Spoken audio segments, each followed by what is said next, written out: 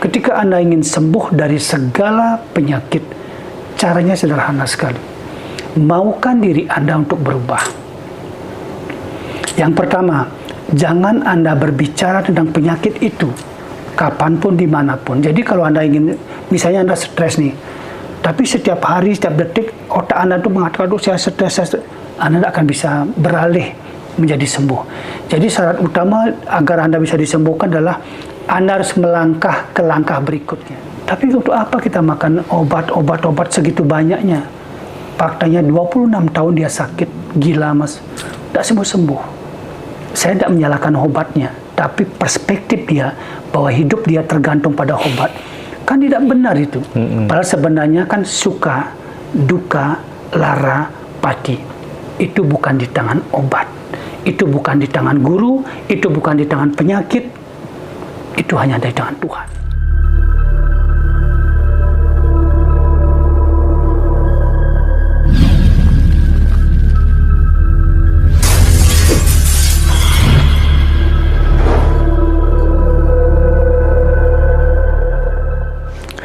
Baik, Guru Mangku, kita lanjutkan lagi obrolan yang sangat luar biasa kita pada kesempatan kali ini. Jadi beberapa kali gitu aku melihat ketika orang dihadapkan, penyembuh dihadapkan dengan orang yang memang secara SDM itu menengah ke bawah gitu, terus kemudian diajari yakin dalam waktu 15 menit, 10 menit, itu tuh banyak yang error gitu, karena mungkin nggak jangkau begitu ya Guru ya. Nah, kalau bisa sih Guru, nanti aku mau minta tolong deh kepada Guru Mangku gitu. Mungkin teman-teman di rumah ini ada yang menderita keluhan-keluhan sakit apa gitu ya. Yang kedua, mungkin secara psikologis terganggu karena kemudian masalah relationship, pekerjaan ditipu, dikhianati dan seterusnya gitu. Kita mau minta diajari tapi jarak jauh dulu gitu. Bagaimana setupnya dari Guru supaya kita bener-bener bisa surrender gitu ya, bisa pasrah total. Itu nggak gampang loh Guru, nggak semua orang bisa gitu. Benar, susah. Meskipun secara teori tidak sedikit teman-teman yang sakit parah, stroke parah, tiba-tiba setelah kemudian dia benar-benar total berserah, itu tiba-tiba muncul ada energi kesembuhan dari dalam gitu. Monggo Guru bisa di breakdown dan bisa di set up teman-teman dari jarak jauh. Kenapa sesuatu itu di awal kita udah setting otak kita ini susah nih gitu. Kata kuncinya begini, di dunia ini tidak ada yang namanya orang tidak mampu. Lalu kenapa ada orang mengatakan, aduh saya sudah coba, saya sudah tidak mampu, saya coba ini, saya tidak mampu. Kata kuncinya adalah sebenarnya dia bukan tidak mampu, tapi dia tidak mau melakukan dengan konsisten. Oke. Jadi kata kunci kemampuan Anda akan muncul ketika Anda mau melakukan tanpa paksaan. Nah, kenapa pasien Guru menjadi mau? Karena dia datang dengan pengharapan. Dan dia bayar. Nah, itu faktor X itu. Jadi dia datang dengan harapan dari luar negeri, dari Jawa, dia datang dari Sumatera, dari Kalimantan, datang dengan harapan, oh saya harus disembuhkan. Maka setiap bait kalimat yang Guru ucapkan bagi dia itu adalah benar-benar didengarkan, difokuskan pada setiap bait kalimat Guru. Jadi sebelum dia datang itu dia udah mengatakan apapun yang Guru katakan saya akan dengerin itu. Nah, itu yang susah dicari Mas. Jadi bagaimana kita mengelola kehidupan kita sehari-hari agar kita mampu menjadi inspirasi bagi orang lain, itu yang susah. Akhirnya ada interkoneksi gitu karena seorang penyembuh kadang-kadang kita mau misalnya kita mengajarkan bagaimana cara kita menarik rezeki, tapi kehidupan nyatanya dia masih kacau balau gitu.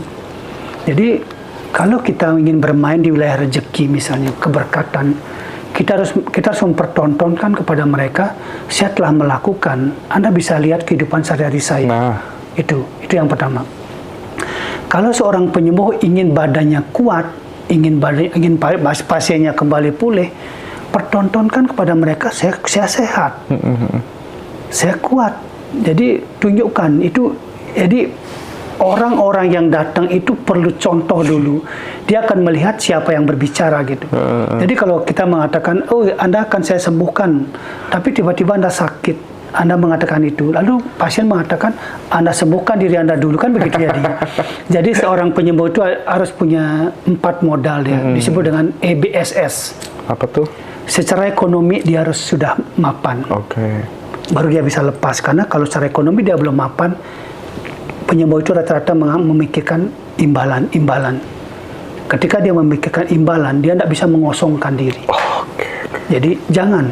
Guru misalnya begitu masuk ke ruang penyembuhan, tidak pernah guru mengidentifikasi diri guru. Siapa guru, itu hilang semua. Jadi guru adalah kosong gitu.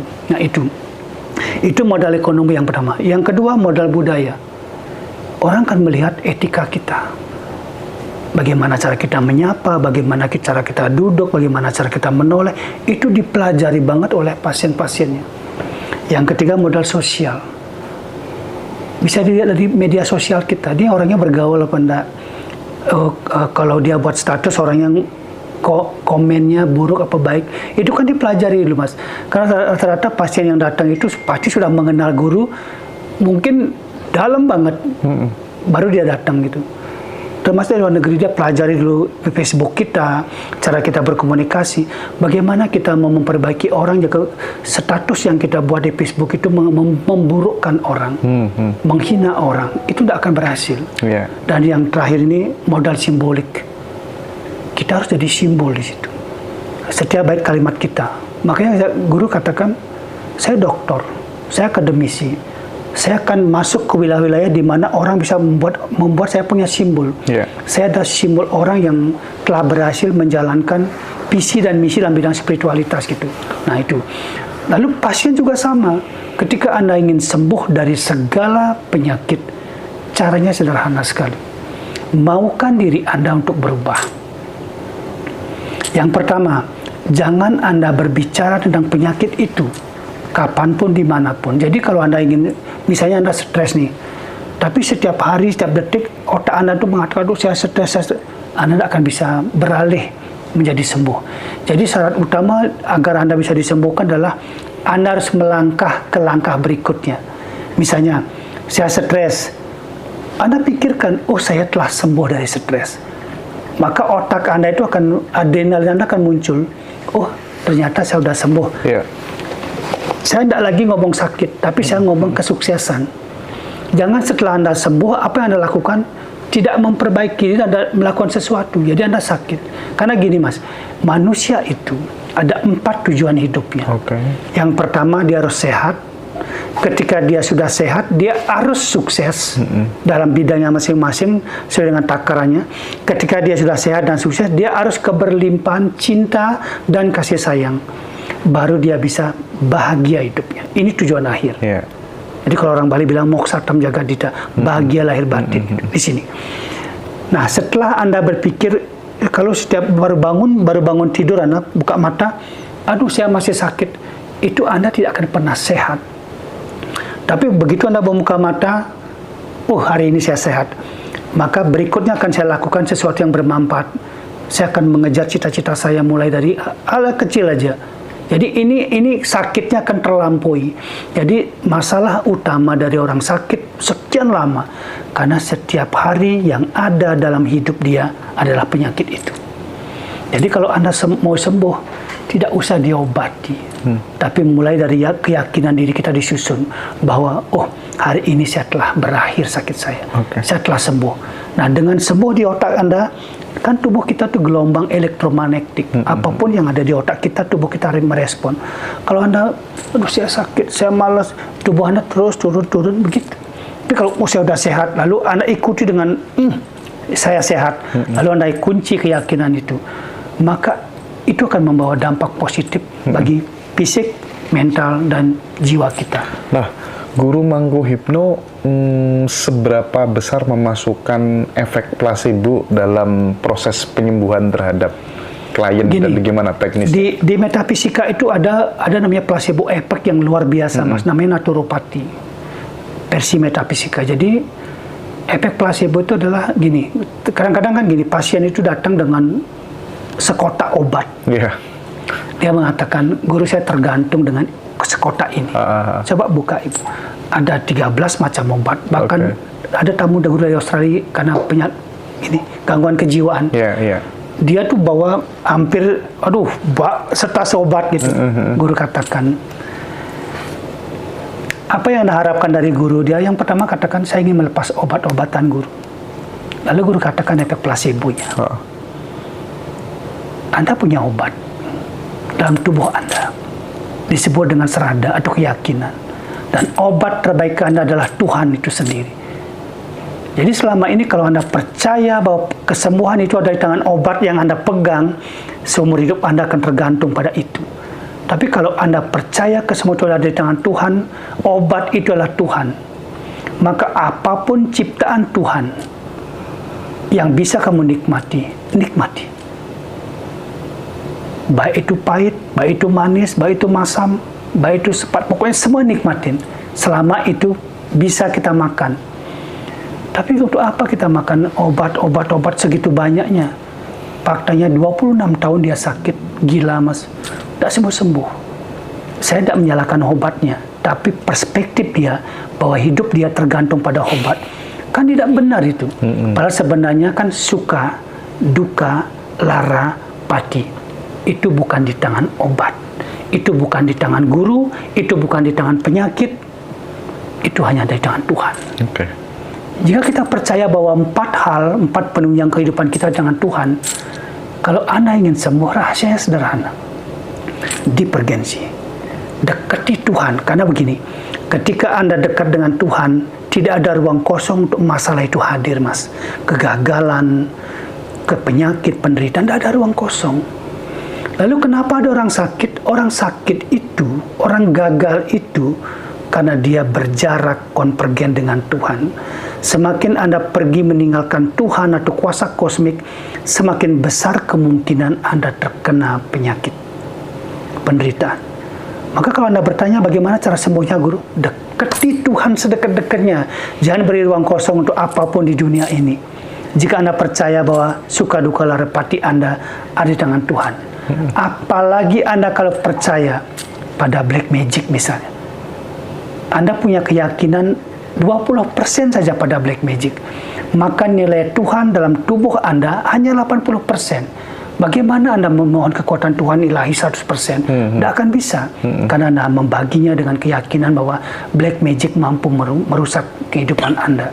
Maka mulai hari ini, jika Anda betul-betul ingin 100%, sakit Anda berhenti, segalanya berubah lebih cepat, serahkan pada kuasa ilahi. Yakini Tuhan 100%. Benar, memang orang mengatakan saya sudah coba tapi saya tidak mampu. Sekarang rubah perspektifnya. Bukan Anda tidak mampu, tapi Anda tidak mau secara konsisten melakukannya. Hanya itu rahasia.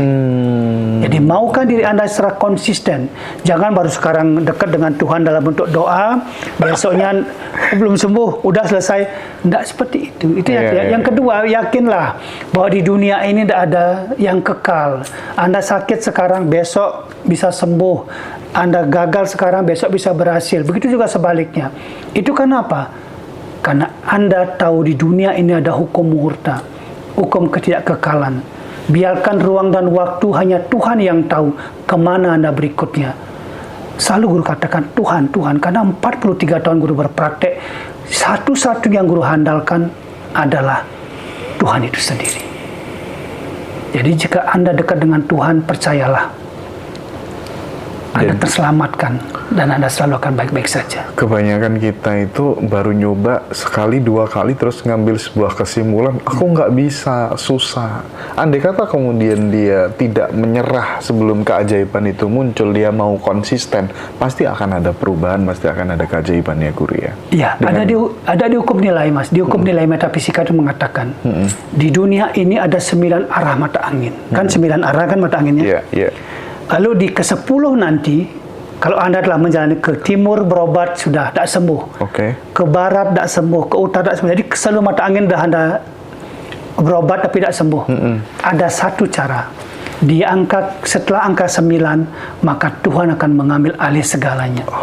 Jadi 9 kali Anda berusaha. Jangan baru sekali udah putus asa. 2 kali udah putus asa. 9 kali Anda gagal. Maka di 10 Tuhan mengambil alih. Tuhan akan memberikan keberkatan pada hidup Anda. Maka setelah nanti nilai 9 muncul, maka ada 1 dan 0. 1 adalah poin untuk Anda, dan 0 itu menyimpulkan Tuhan itu sendiri, disebut dengan alam sunyaka atau langu. Jadi seperti itu.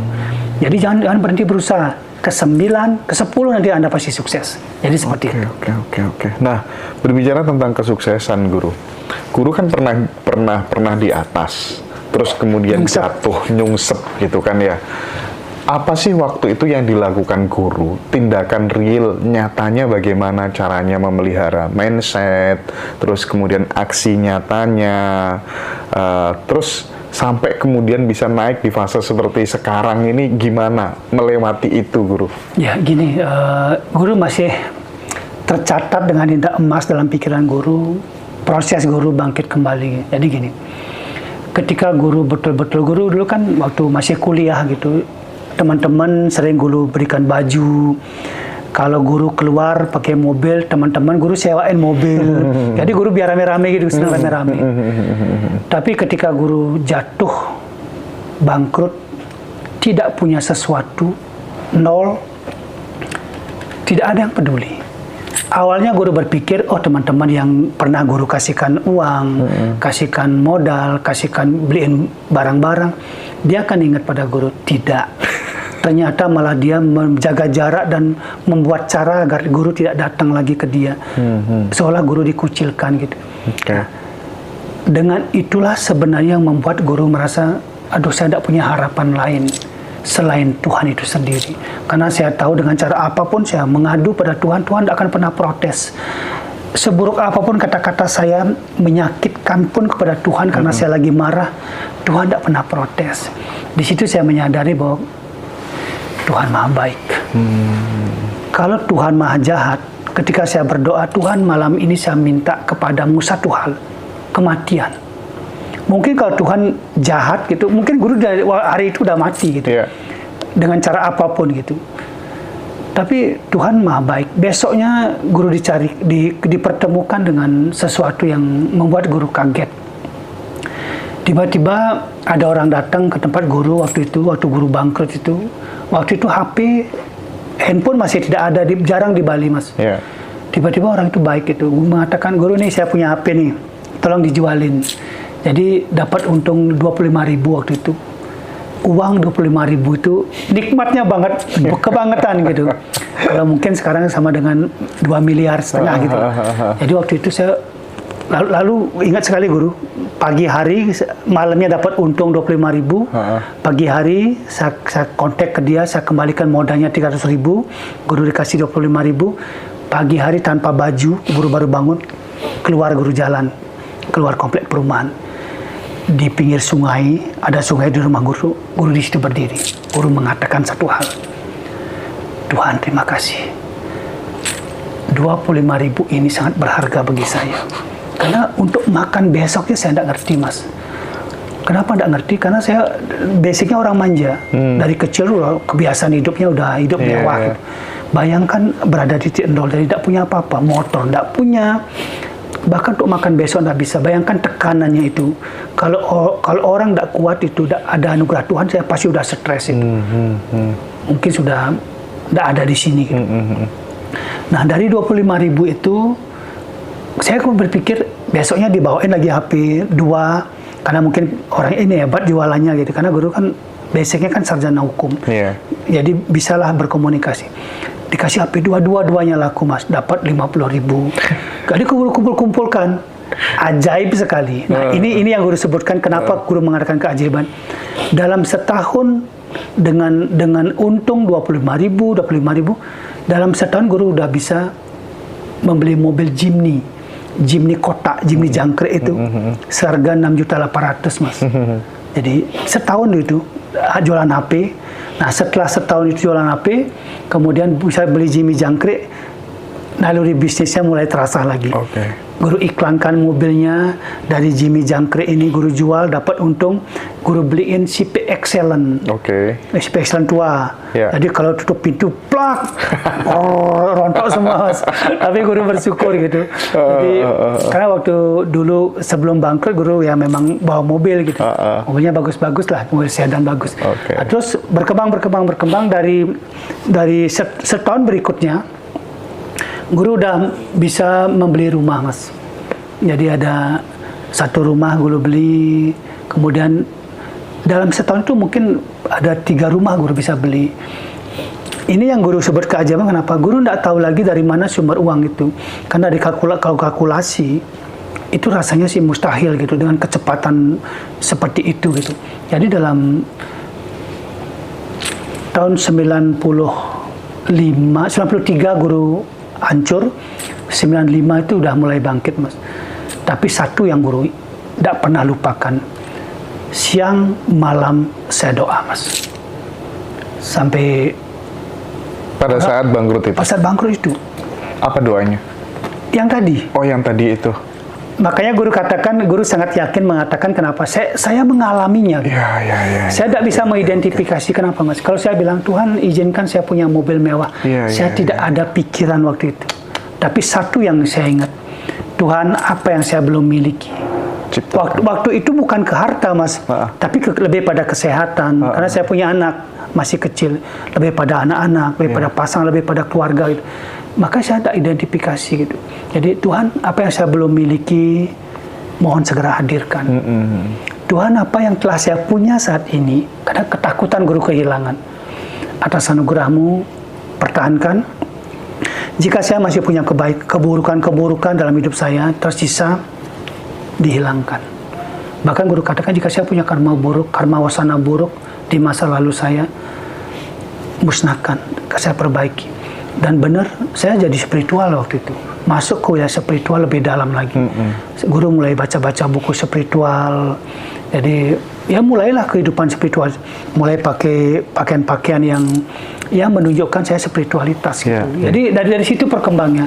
Sampai akhirnya, ya pulih kembali ekonominya gitu. Jadi, bisalah yang kayak tadi Mas bilang itu. Jadi, apa yang diinginkan di level saya punya. Jadi saya bahagia banget. Maka dari situ saya mulai lebih konsen ke pelayanan gitu.